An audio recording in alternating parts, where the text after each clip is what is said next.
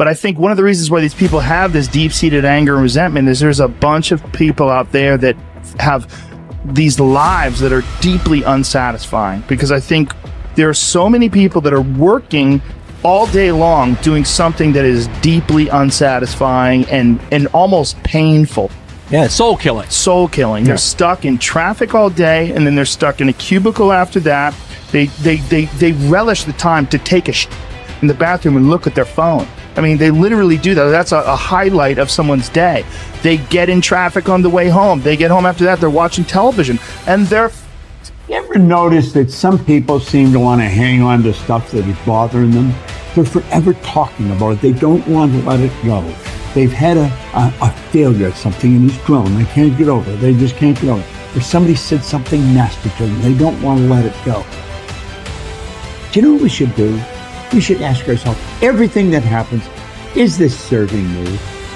Is this serving me? And if it's not serving you, get rid of it. You don't want anything in your life that's not serving you, that's not causing you to grow, that's not adding to the quality of your life. I don't care what it is. You will find some people, they just hold on to bad stuff. They hold on to problems. They don't want to seem to let it go. And that adds more problems. Whatever you focus on grows. The only thing that can grow is the thing you give energy to. Why would you hold on to anything that's not serving you? How bad does it have to get? I mean, to what denominator, to what lowest level do you have to reach before people really make up their mind to change? My message is, why wait? I mean, when you're feeling so altered emotionally, you feel so bad, that's the moment you could actually see yourself for the first time, because you're not answering your cell phone, you're not responding to all your texts, you're not watching TV, you're not going out to dinners, you're not calling people back. Something's altered in you, and you're starting to become self-aware, right? I dare you to analyze yourself first, your company first, your character, your behavior, your work ethics. I dare you to analyze it and see if there's any change you can make. See, you cannot manage time, but you can manage activity. You can manage your activities. Make certain that what you're doing really makes a difference. Make certain that you're spending your time on activities that are productive, that are taking you in the direction of your goal. If you think about the person that you want to become, what's that person do every day that you don't do right now? And when you start to do the thing that the person you want to become is doing, you leverage something called behavioral activation therapy. And that is a whole body of research that says when you act like the person you want to become, it's the most powerful way to change a habit. It's even better therapy than talk therapy, because the action proves to your brain that you're becoming that person. You're seeing the change through the action, and so then the brain catches up and starts to relate to you like a person that's confident, or a person who adores their appearance, or a person that celebrates themselves exactly as they are. Before you start the day, ask yourself, how do I want to think today? How do I want to feel? How do I want to behave? I mean, what would greatness look like? What would love look like today? What could I do that would be really cool for me at the end of the day? Say, wow, so I had a good day today. What would make me feel that way? And if you can't find an answer to that, start reading. Who reads anymore? Read a book. I read so many books a week. I know, I'm that way too. So read something about, you want to be wealthy? Read a book about someone who became wealthy, and get real and realize they may have failed 50 times before they actually pulled it off. Or what were their characteristics? What were their traits? What made them? It wasn't about their wealth. It was about who they became. That's the key, right? So fill your brain with a little knowledge, and then just start asking yourself, what's the greatest expression of myself that I can be today?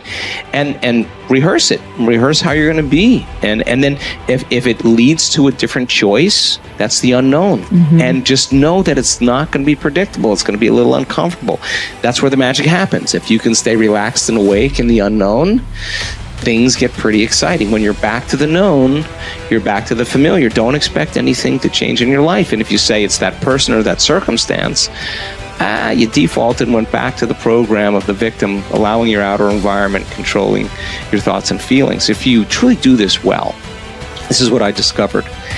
if I truly feel the feelings of my future before they occur, and I live in that state, I'm no longer looking for it to happen. How could I look for it if I feel like it already has, right? So I try to stay in that state, because then I'm not separate from it.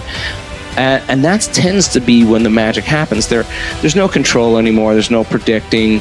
There's no perfectionism. There's none of. All there is just kind of an experiment. Like, I'm experimenting to see if I changed my thoughts and feelings, if my life will change. And that should be the experiment everybody has. And do it with curiosity, and do it with just seeing if the experiment works. If it doesn't, change something else about yourself until it starts to work. Deciding who are we going to be. You know, we shouldn't hope to end up one day a magnificent, strong, beautiful, capable, kind, loving person. We should start living like that today, hopefully, so that we become that. That who we become is not an accident, but hopefully a purposeful intent. That our days and how we approach our days are literally driven by the intention of who we're going to bring. That we bring our character into each of the circumstances of our lives, and by doing that, maybe we can't always direct every circumstance of our life. We can't control everything, but we can certainly control our responses to them. We can certainly dictate who we're going to be in those circumstances, and that helps us achieve our ultimate destiny that we desire, not one that just lands on us. I think the other thing that really comes to people's into their power is when they really discover that, you know, each of our days is something that we can also design. Not just design who you're going to be. How are you going to design your day?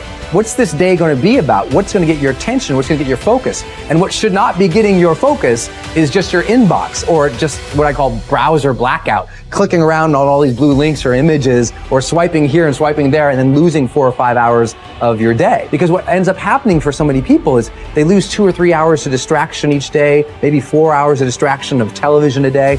And over the course of their lives, now a decade is gone of opportunity, a decade of missed opportunities to connect with your family, to achieve your dreams, to work a little harder, to contribute that thing you always contribute, to learn that skill that you wanted to learn.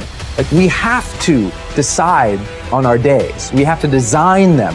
We have to wake up and decide what this day is going to be about, what's going to get done, what's going to deserve our focus, who will we reach out to, instead of just responding to everybody else's needs. Look back over your life and ask yourself, what activities, behaviors, or decisions have been most responsible for my success in life to date?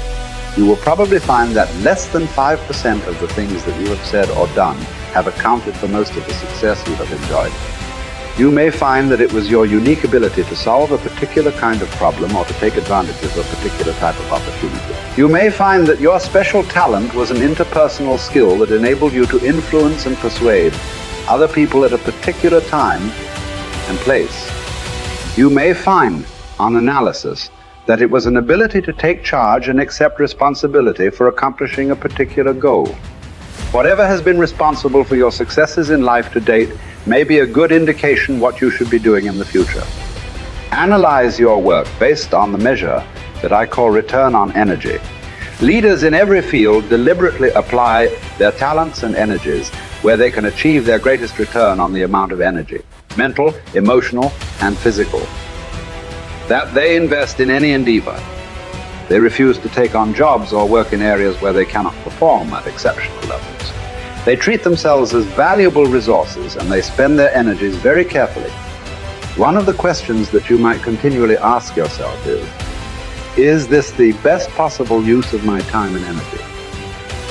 Is what you are doing right now the most valuable thing that you could be doing, given your particular combination of talents and abilities? Often answering this question will help you to see that there is a vast difference between what you are currently doing and what you should be doing if you want to be fulfilling more of your potential. Once you have chosen your ideal job or occupation for this stage of your career, your biggest responsibility is to make the decision to become very good and then to become excellent at what you do.